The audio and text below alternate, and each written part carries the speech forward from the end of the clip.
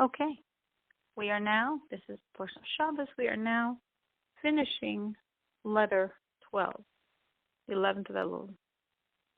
And now we're going back to the origin of this letter, which we explained yesterday.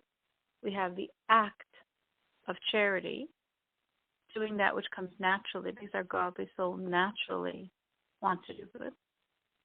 And we have the service, the work of charity, which means working past our natural inclination to do good, doing more good than is our nature, and the very different spiritual consequence. Because in the verse it says the act of charity creates peace, and the service, the work of charity, creates quietness and surety forever.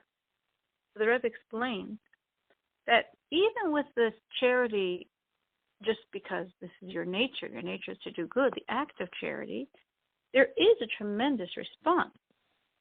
There's a tremendous arousal from above, a manifestation of the infinite light of God, which creates, as the verse says, peace.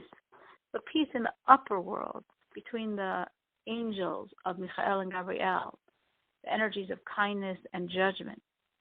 The peace also comes down to our physical world, but it's not manifested until the times of the Messiah, of the Mashiach, when Elul will cease to exist. But during the times of exile, the only peace we find from this energy, as we explained earlier, is during our times of prayer, where we can have this tremendous separation and subduing of the forces of evil. But after prayer, it's possible the evil will easily reawaken and become intermingled with the good, because we're walking in a very dark world sometimes.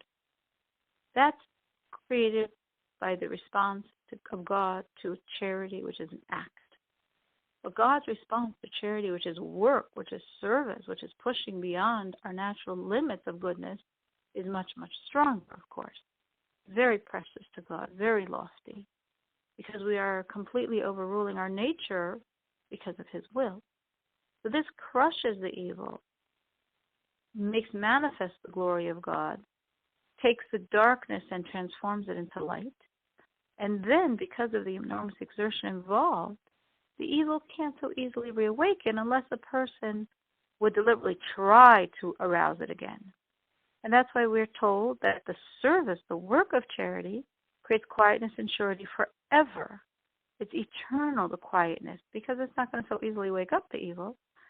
This term quietness we can relate into the phrase in Jeremiah and Yirmiyah, he rests on his dregs. Quietness and rest have the same root. Dregs means the residue in the wine, and the residue completely separates and sinks all the way to the bottom. So what's left is pure, clear wine. So similarly, with this type of charity, that such work, the dregs, meaning the admixture of evil in our soul, completely is separated from the godliness, gradually extricated, separated, and falls down to its root, its source, below all the world. And what's left is the purity and the godliness in you.